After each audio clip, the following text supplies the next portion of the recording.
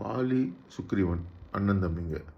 இப்போது சுக்ரீவனோட ஆட்சியை அப்புறமா அவங்களோட மனைவியை அதெல்லாம் அடையணும்னு சொல்லிட்டு வாலி ரொம்ப ரொம்ப ரொம்ப கொடுமைப்படுத்துகிறாரு சுக்ரீவனை.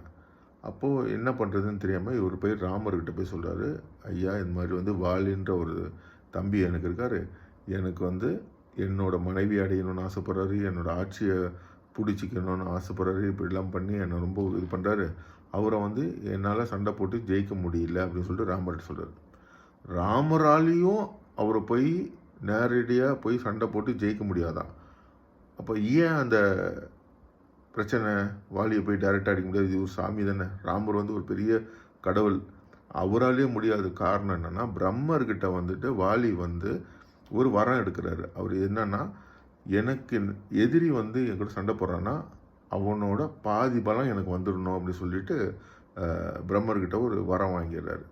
இதனால் ராமராலேயே சண்டை போட முடியாமல் அவர் போய் ஒரு மரத்து பின்னாடி இருந்து அம்பு விட்டு தான் அந்த வாலியை அழிக்கிறாரு. பார்த்துக்கோங்க, அவங்களுக்கே இந்த பிரச்சனைனா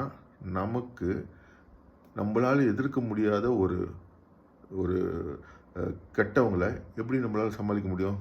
அதனால் பொறுமையாக டைம் பார்த்து காத்திருந்து அவங்களுக்கு தக்க தண்டனை வாங்கி கொடுக்கணும். அதனால் எந்த எதிரியும் சரி, எந்த பிரச்சனையும் சரி உடனே போய் செஞ்சிடாதீங்க.